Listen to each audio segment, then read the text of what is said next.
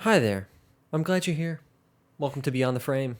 I'm your host, Ryan Vanderhei, and I've learned some of my most valuable life lessons from my favorite TV shows and movies.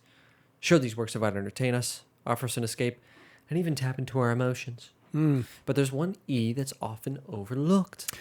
I know it. Do you? Can you tell me what it is? I've been trying to find I can and I will. It's educational. you found Yeah. So if viewed from a different perspective, these stories and their characters can help us to learn and develop as human beings. I'm your co-host, Joe Parente, and it's our mission with this podcast to share these unique perspectives with you so that you can grow from the show. And the topic of today's discussion, the 2009 Disney animated film Up, and the drawbacks of tunnel vision. As always, there will be spoilers ahead, so proceed with caution. And be sure to leave a like, rating, or review wherever it is that you listen, as it really helps the show. Shall we begin? We shall. The answers that you're looking for are lying just beyond the frame. Ooh, boy. Yeah, no kidding. Well said.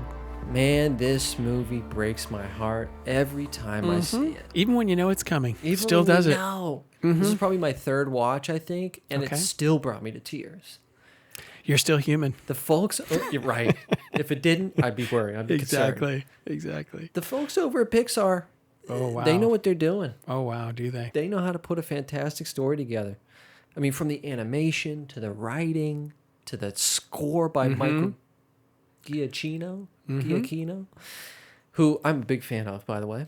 Okay. He's scored over 170 projects, including, are you ready for this? Yeah. The Incredibles, Ratatouille, Star Trek, Cloverfield, Lost, Inside Out, Jurassic World, Zootopia, Coco, and many more. My goodness. I mean, talk about a portfolio, huh? No doubt. This guy doesn't miss. Nope.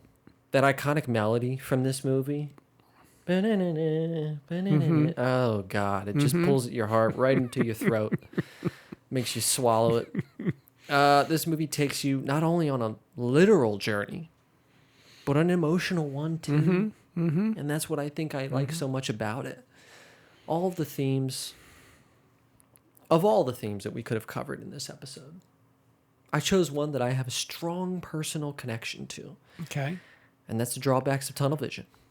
What you miss out on by only focusing on one thing. And before we dive into specifics, I wanted to ask you, Joe. Yeah. We know about me. We do? Have you ever had tunnel vision before? How did you just excuse yourself from that one? We're going to come back to you. We're going to come back to We're that. going to come back to you. But we've talked about it before on We here, have. my experiences We with it. have. But And I'm curious about you in your life. Have you ever had tunnel vision? And if so, were there things that you missed out on by engaging in said tunneling? so often that I think we'd have to choose categories.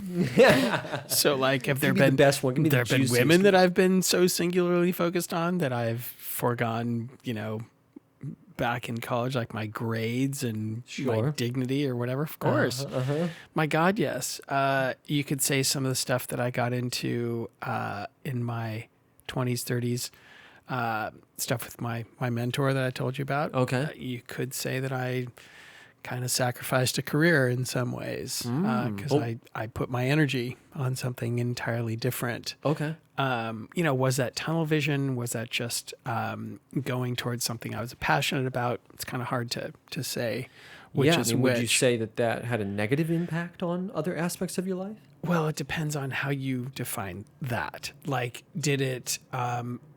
I think that's up to you. It is because, if I had it to do over again, would I have, put more focus on a career and stuff like that? I probably would have been more financially secure, quite frankly. But also, I wouldn't be sitting here right now. Okay. There's no way. I wouldn't have lived in LA. I would have stayed in San Francisco, Yeah. Bay Area. I would have stayed in high tech. The people that I know from high tech who did stick with it, good for them. And yeah, one of them has 3 homes. We started a month apart, at the same Sure, company. And sure. she's quite a bit younger than me. And yeah, she's living a pretty sweet life. Yeah. But so there's an opportunity cost is what I'd say Of course. in economics. So there was absolutely that. But it's so interesting the way you put it. The word I don't think of it myself as tunnel vision. But I think that's a really interesting way to put it, because when you have a focus that's so singular on something, it is at the expense of other aspects of your life. Yeah, you have to make sacrifices. Yeah. Yeah, and something's got to give. You can't hold it all up. Right, and that's wittingly or otherwise. Of you know? course. So yeah, I definitely, I can relate to what you're talking about. Interesting. Yeah. Before we get into how Up tells us about that, I'll refresh people's minds. Maybe they haven't heard it before, but I've talked about it on the podcast before. I had extreme tunnel vision, an extreme case of the tunnels for a number of years. When I moved out here to LA, I had my mindset on making it in the industry as a filmmaker. And so I committed myself to focusing on only that. Problem is, so much so that friends, family, hobby, interests, mental health, physical health, all that took a back seat. Wow. I mean, we're talking about, I maxed out credit cards. I took loans from family members. I was doing whatever it took. Full tunnel vision, blinders. There was nothing else that I saw except film and filmmaking. I did what I had to do. I thought by obsessing, by working when others were resting, by outworking everyone, by putting out more films, that somehow that was going to guarantee my success or my accomplishments, you know? I thought that was my only way, and that was the real issue that I came to find later on, is that I thought that there was one way to do it. There was one way to guarantee my accomplishment, my success, and that was this tunnel vision, this, I don't see anything else, I don't care about anything else, it's only this. I mean, we're talking relationships. Wow. Everything fell by the wayside because I only cared about one thing. And so what ended up happening after 5 years inside of this tunnel is I hit a wall and I completely burnt out. We're talking a severe neglect of everything that made me feel alive. Wow. Everything that made me get out of bed, everything that made life worth living, I was neglecting. I was only focused on this one thing, and I wasn't living. You know, I was clocked in and I never clocked out. Wow. And when I hit that wall, it brought me to my knees. I mean, I had to surrender. I was at my end. You know, I was at my capacity. The bar I was beginning to overflow, and I had to change my frame of mind. I had to really convince myself that I could succeed while also placing importance and focus on all the other aspects of my life that needed it. My health, my friendships, my relationships, my family, my hobbies, my interests, taking time off, relaxing. I had to completely have a 180 of frame of mind. Otherwise, I didn't feel like I could survive. Quite literally, physically, I thought I was going to die. It brought me to that point. And so I learned through that experience that tunnel vision wasn't the way. Okay. It took a long time to get there, and it took a lot of pain, but we came to that conclusion eventually, and I'm enjoying life much more now. Good to hear. Good to hear. Not being focused on a single thing. Well, let's talk about Up, Okay. shall we? And Okay. how it deals with this theme of tunnel vision, shall we? So just a brief recap here of the film. I know it might be some years since people have seen it. I know it was for me. Up begins by introducing us to a curious and adventurous young boy named Carl, voiced by Jeremy Leary, who idolizes an explorer named Charles Muntz, voiced by Christopher Plummer. Carl bonds with fellow adventurer Ellie, voiced by Ellie Doctor, and the two of them live an entire life and grow old together, always with the promise of one day following Charles Muntz to Paradise Falls. Unfortunately, Ellie dies before they get the chance. Life happens, things come up, they gotta refinance the house, whatever, things happen, you know? And so older Carl, voiced Okay. by Ed Asner, becomes a bitter old man filled with contempt. The house he and Ellie had built together is threatened by big construction and men in suits. So what does Carl do? He hatches a plan to float his house to Paradise Falls using a whole heck of a lot of balloons. The plan works, but what Carl didn't expect is that this young boy, Russell, who had come to his house asking to help an elderly man Russell was great. to get his last pin for the Boy Scouts. Yep. For helping the elderly. Yep. Russell, voiced by Jordan Nagai, who had visited him earlier, was stuck on his porch and thus floating with him on the house. Russell needs one final help the elderly badge to become a Boy Scout, and well, seems like this qualifies, Oh yeah.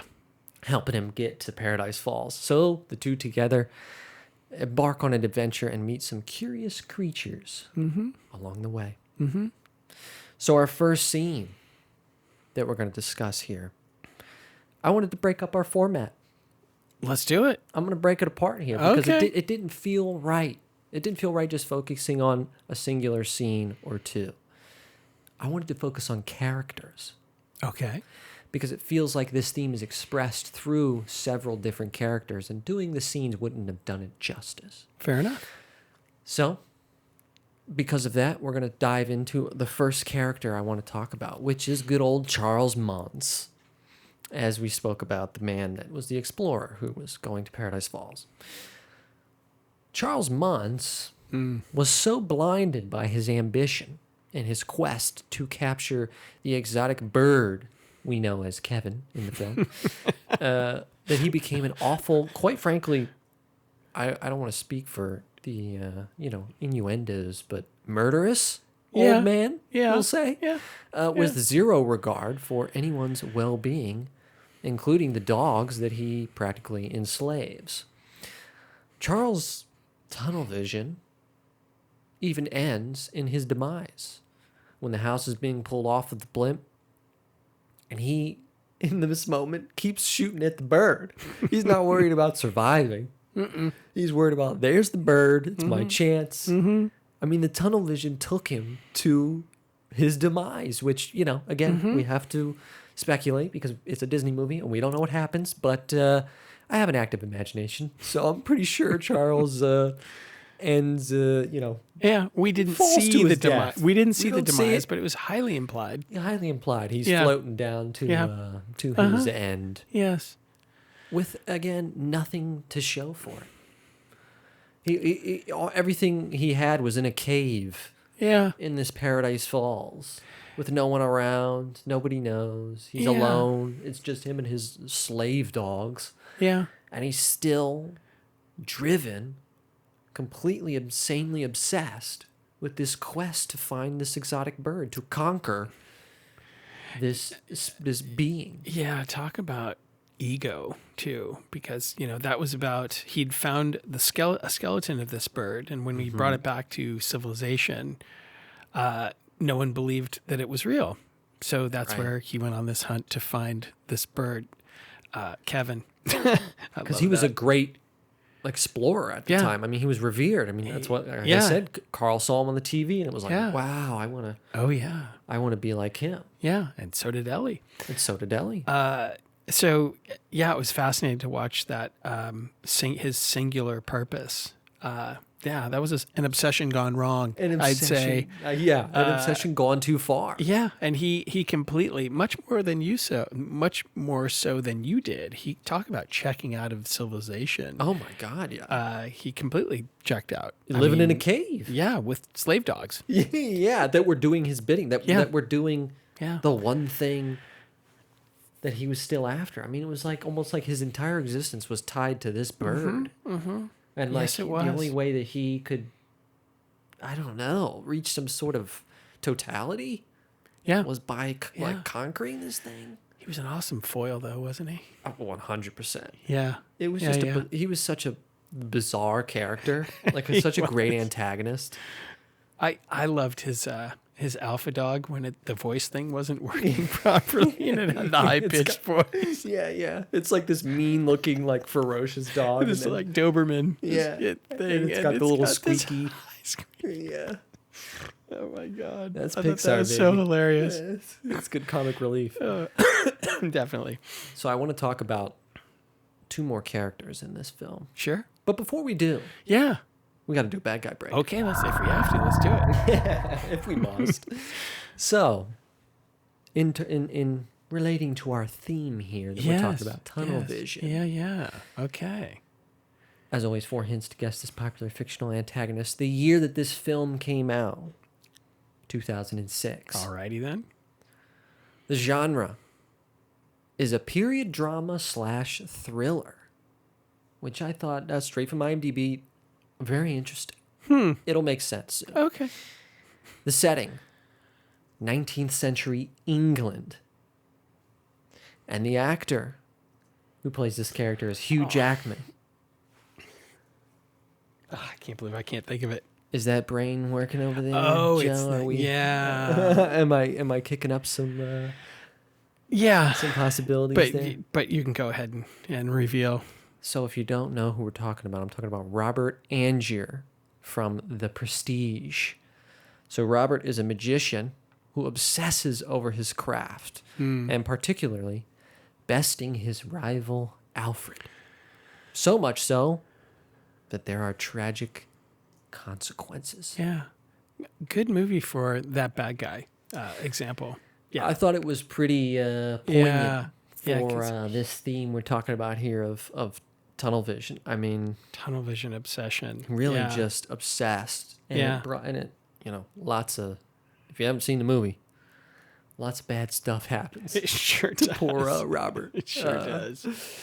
But let's get back to Up, right? That's what we're Okay. talking about today. Okay. We're talking about Let's Up. do that. So the second character we're going to talk about is Russell's dad. I don't know if you picked up on this one. It's a little bit of a sleeper here. He was kind of in the background. Very much in the background. I wondered if he actually existed at a point. Sure. Yeah. And that, I'm glad that you say that because that's going to segue perfectly into what Okay, we're talking then, about let's here. do that. Glad I could help. So, in one of the final scenes of the film, we see Russell, and he's graduating from his Explorer program. He's becoming a scout. And all the other kids on stage, well, it's weird. They got a parent with them or a guardian. They got some sort of representation, right? He's just a child. The man giving out the pins comes to Russell. And he asks him if he has anyone there that can, pin him. Well, Russell looks around and it's pretty sad because we can see on his face just how disappointed he is when no one's there. His dad is nowhere in sight. And we know by a previous scene, which we'll talk about, that his dad said to him that if he graduated, he'd be the one there to do it, to pin it to him. So his dad's really never around. We know from that earlier scene, which we're going to discuss too, he confesses to Carl that his dad's always gone. He doesn't want to talk about this kind of stuff. He doesn't want to talk about things with me. He even goes as far as to say that when he calls, his stepmom says that he's bothering them. That was brutal. That was tough. One of the things that makes that so tough, let me just jump in there, was that as this young boy is telling Carl the story, there was absolutely not a drop of self-pity whatsoever. No. And that's what made it so heart-wrenching, was this kid just relaying this story, and it was Carl's heart who was breaking. Yeah, we broke with Carl. Absolutely. And then an animated film does that.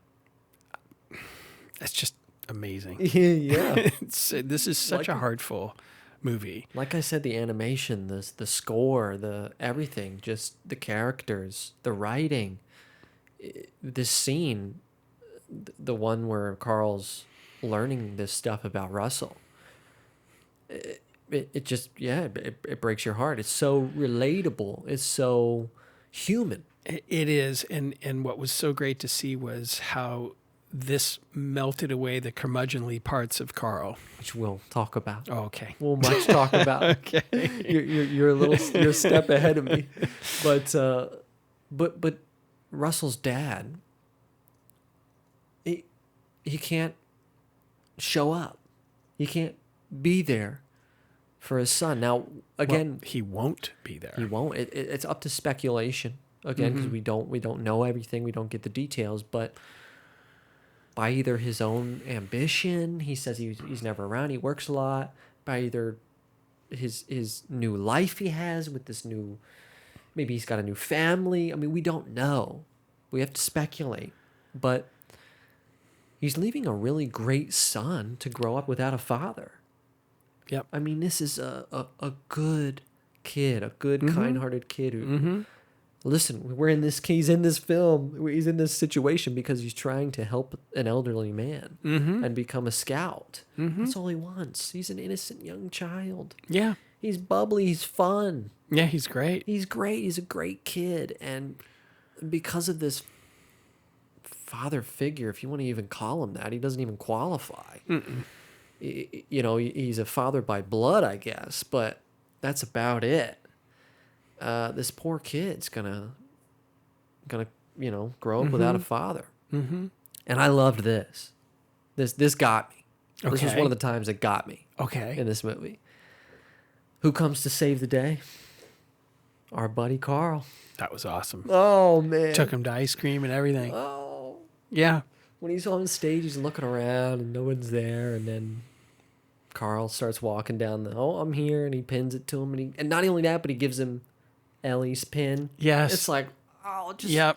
just rip my heart out and throw it across the field. Why Yeah, I don't- know. It's gone. My heart's gone. That is great storytelling. That's masterful storytelling. So good. Masterful storytelling, beautiful execution. Yeah. Full circle. The fact that it was the Ellie pin and it wasn't just the typical pin that every other kid got. Yeah. Because that was one of Carl's probably most prized possessions. And he'd lost 100%. everything. 100%. He'd lost everything, but he held on to that. And then he gave it to Russell. I mean, whoo! It just gets you. It gets you. Couldn't talk there for a second. Yeah. So, let's learn a sad fact about the movie, shall we? Oh, not a fun fact. No, you know what? I don't want to say sad. Okay. We had talked about this off air, and you had said, well, it's not really a sad movie. It's moving. Yeah. It's human. It's heartwarming. You know, It is. There are things about it that are sad. We don't like that Ellie. I mean, everybody gets old and passes away, but we don't like that Carl is left without his best friend. But that's life, and that happens. And there's something beautiful about what comes of it. Mm-hmm. And we'll talk about that. Okay. So I don't want to. It's wrong to say this is a sad fact. This is a touching fact. Okay. I like it. So before the film was released, Pixar granted the wish of a 10-year-old girl named Colby Curtin to see the movie before she died. She had been diagnosed with cancer and was too sick to get to a theater. So a Pixar employee flew out to Colby with a DVD and the finished film and watched it with her and her family. Colby died 7 hours later. So the last thing that Colby saw before she died was the movie Up. Man, can you imagine? I think it makes me think I should watch this when I have 7 hours left. This might You be know? a good way to go out. It's a good movie to give you a sense of humanity. It does. And it love does and give you, heart and it does. Ryan and I just did an episode on Alto Nights, and we talked about friendship as the theme of our last discussion. And one of the aspects we talked about with friendship was really focusing on the other person and putting their needs, above yours, and really listening and trying to figure out where they're coming from. And that's something that came through with this. Carl didn't want the kid around. He didn't want the dog around. He didn't want Fred around. And eventually he got out of his own way. Took a lot. He had to lose a lot Yeah. in order to get the point. Yeah. But he did get there. Do you feel like in your own life sometimes I struggle, I talk about this a lot with friends of mine and stuff, but sometimes it's got to force you to see it. You know, like you're not ready and you may never be ready. So then life's going to intervene and maybe kind of life, the universe, whatever you want to call it, Yeah. is going to kind of force you to see it. Are you asking if that Do you happens feel- on the daily? Do you no? Because that's how it feels. Sure. Do you feel like that though? Do you feel like sometimes you're seeing things because you're meant to? Meant to. I don't look at it that way. Okay. Yeah, I don't really look as meant to. Mm-hmm. But I think that situations will present themselves and give you the option. And the way I look at it is I try to heed speed bumps in life. Okay. Because if I don't heed speed bumps, then I'm going to hit a freaking wall. Sure. You're going too fast. So I think we're probably saying the same thing with slightly different language. I think I like the way that you said it though, the way that you described it as it's going to present you with a choice, with a fork in the road. Yep. And Exactly. And Carl gets faced with those many times. Carl in this gets a lot movie. of forks. He does. And he continuously chooses the wrong route. And he right. So Charles Muntz continuously chose the wrong route. very well. We don't know if he had an option. Yeah, exactly. I mean, he did. Exactly. Right? He did. I mean, he did. He seemed like a bright, well-spoken. Yeah, he didn't have to become a recluse. That was his decision to be, because that's what he absolutely did. Charles Exactly. Muntz. He Exactly. absolutely became a recluse. And Go ahead. I think that's highlighting the dangers of tunnel vision. It's reinforcing my point here. Yeah, It's- it is. When you do that to yourself, you're severely keeping yourself from enjoying really lovely aspects of life. You're denying yourself the gift of a lot of what life has to offer when you just put yourself in one lane. For sure. Well, and exactly. And as the saying suggests, tunnel vision. It's to me, anytime I get in those kind of situations, it's a loss of perspective. 100%. And that is what Charles Muntz has, is a complete loss of perspective. Isn't that what this podcast is about? Perspective. Isn't the name of the podcast Yeah. Beyond the Frame? Yeah, absolutely true. So you can't have tunnel vision if you're thinking about what's beyond the frame. Yeah, I mean, the frame's here, right? There's Yeah. stuff that's here that's Yeah. all on the outside of it that you're not seeing because, again, you're in that tunnel. And how much do you want to see it? That's the thing. 100%. I don't think a lot of people are ready. I don't think at times in my life I haven't been ready. Not ready, don't want it. Yeah. You know, because again, Sure. thinking about Charles Muntz, the explorer in this movie, he did not want it. No. He didn't. He wanted Kevin. That's it. That's it. He wanted the big, bird, the big cough goofy like a bird. smoker. Yeah, true. He did. That's what he wanted. He did. And damn, wow. he was willing to do whatever it took to get it. I mean, even if Clearly. it meant being a recluse, cutting himself off from society, Yeah. enslaving a bunch of dogs. Well, it looked like it cost him his life, quite literally. 100%. You know? Yeah, absolutely. So I just thought that was, to your point, to what you're saying, when you're thinking about something outside of yourself, I mean, Pixar didn't have to do that. It didn't have to. I mean, granted okay, we'll set up a theater, then she's too sick. Okay, well, we tried. Nope. You're going to fly someone out. I mean, I hear stories about this all the time, and I love stuff like this because it's bigger than them. You know what I mean? Mm-hmm. Like, it's bigger than the movie. It's bigger than Pixar. It's bigger than Disney. It's about humanity. It's about people. It's about life. And so, what's it take to change this person's life?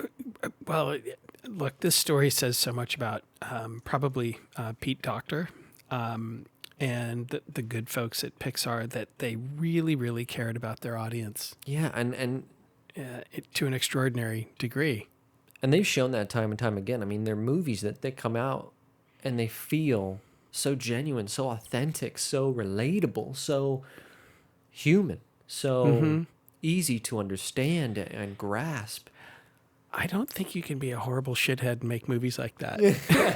You know, I don't think that's possible. It doesn't feel like a big studio film that's a ploy for money. That's, it's really explaining, it's doing what art does at its best. It's explaining something about the times and about people and what's happening and what's going on in a way that's easy to digest. Yes. That we can watch and we can appreciate, and it moves us.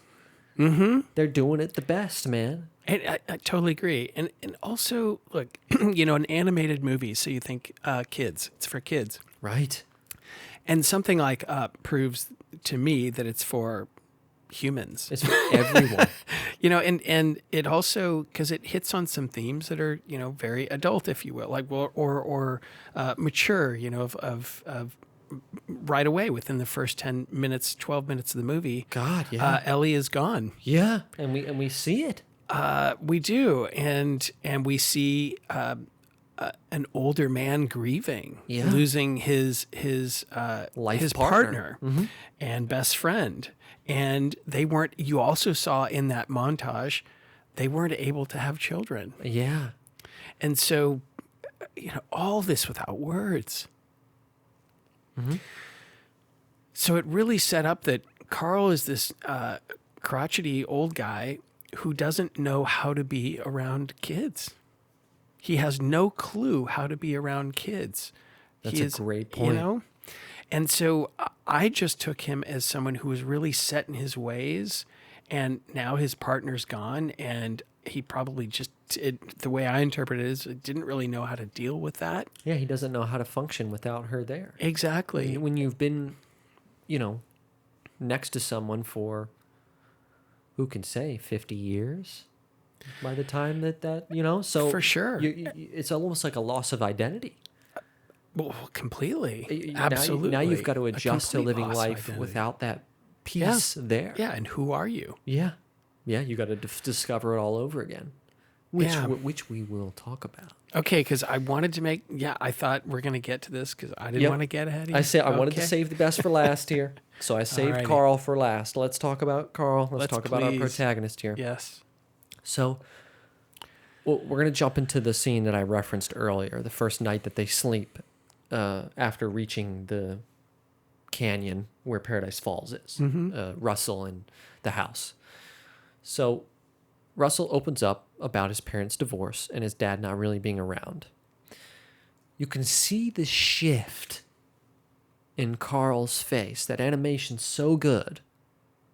He felt terrible for being so set in his ways. So, I don't know if naive is the best way to put it, but really that is truly what it was.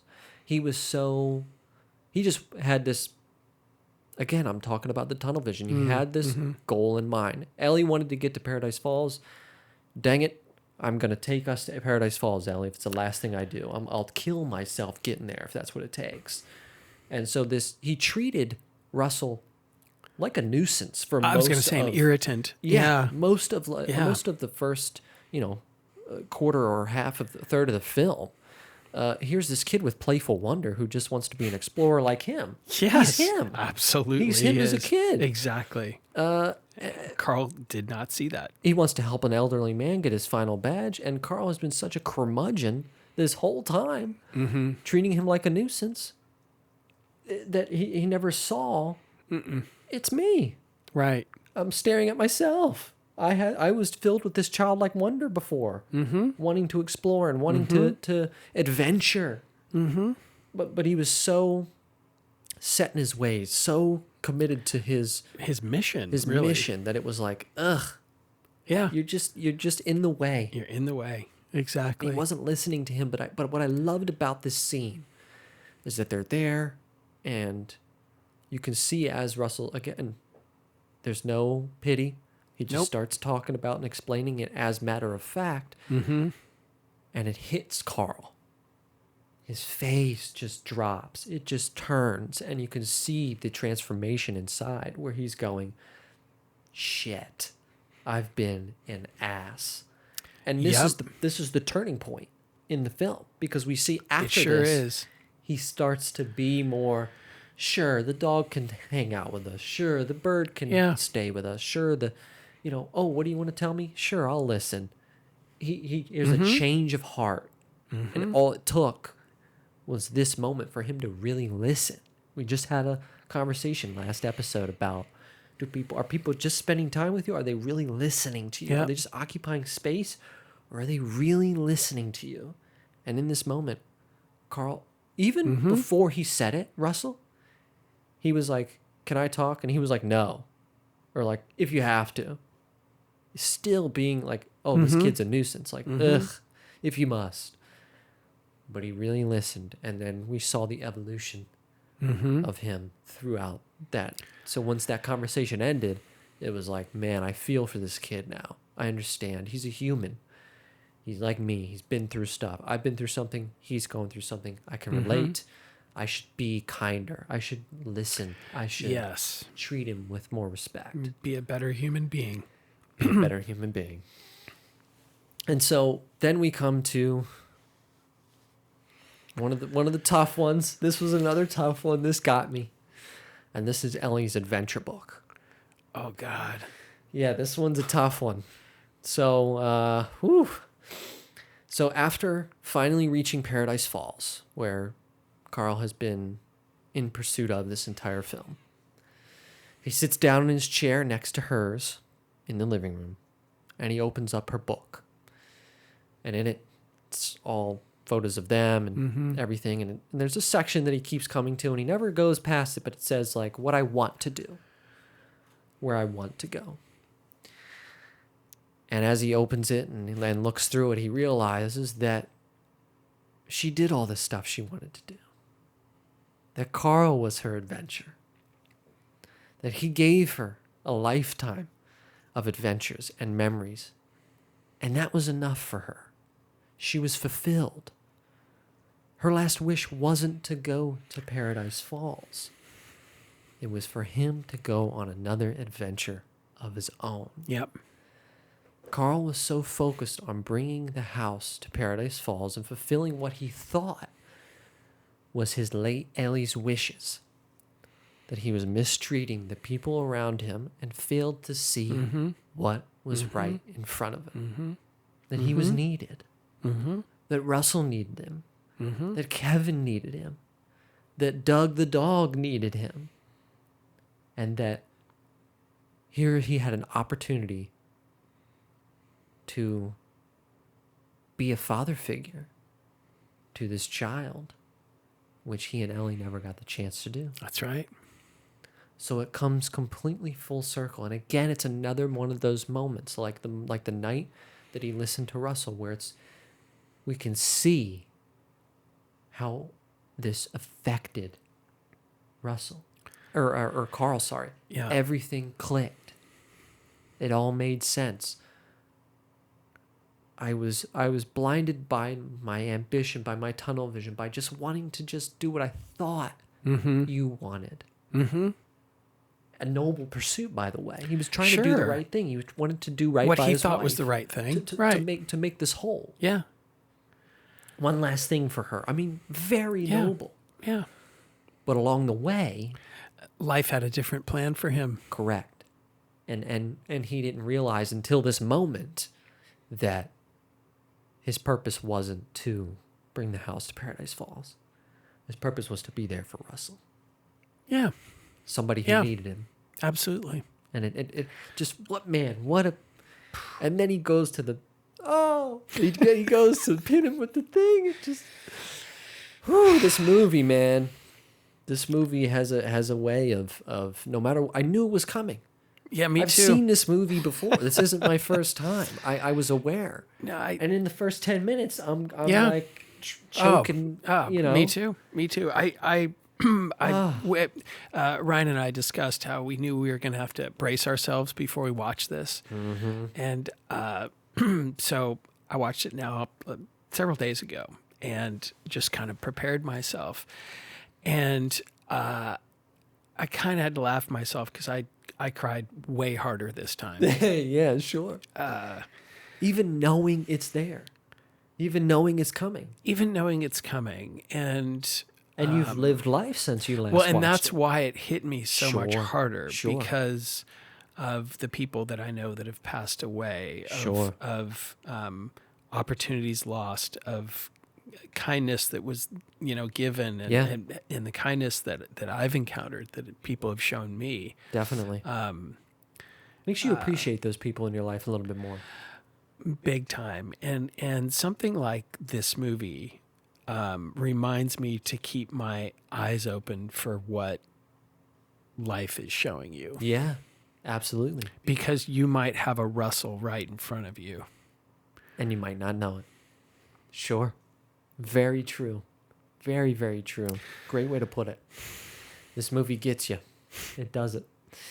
So I figured if you want to watch movies that explore the theme of tunnel vision, this isn't going to be, if you liked Up, I'm not, this isn't going to be a Pixar list. I wanted to pick movies that are dealing with our theme here.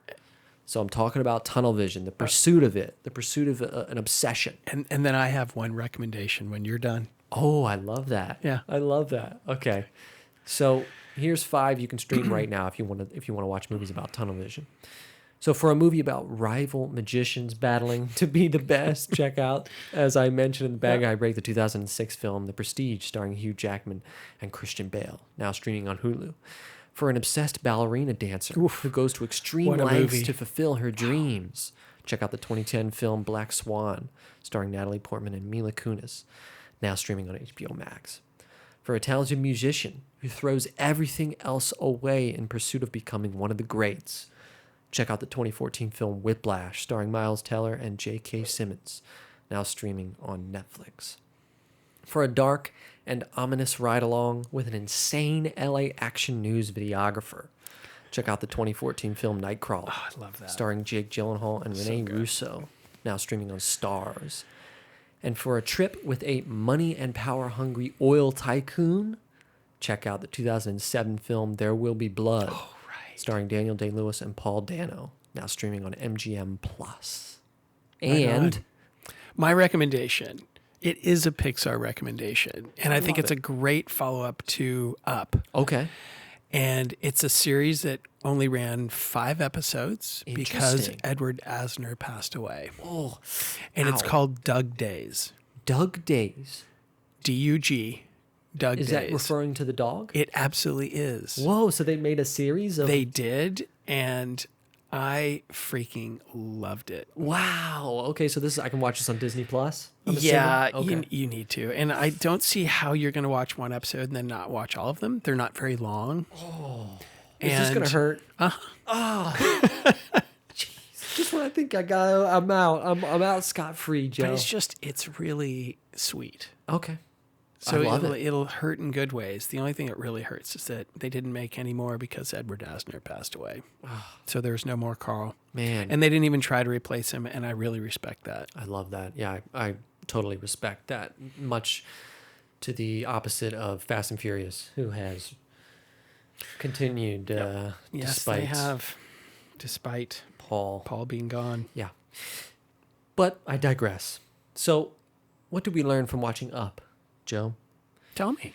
That we really need to develop the technology to enable pets to speak with us because it will make for a whole heck of a lot of fun. Especially if we Absolutely. can tweak the voice on it to have it be squeaky. That is definitely what we learned from this. Talk for about sure. entertainment. Oh my that God. would be unlimited fun. That would be amazing. But what Up really teaches us is that if you put all your eggs in one basket and focus all of your attention on one singular thing, you might not only neglect those around you, but you might waste your time pursuing something that has a chance of not fulfilling you like the rest of your life could have. Think about that one, folks. Yeah, excellent cautionary tale. Yeah, think Yeah. about that when you're ready to hit the pillow tonight. Nice light thought. So thank you so much for joining us today. And remember, as always, you're the main character in your own life, people.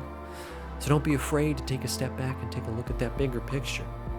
Because sometimes the answers that you've been looking for, they're lying just beyond that frame. We'll see you next time. Peace.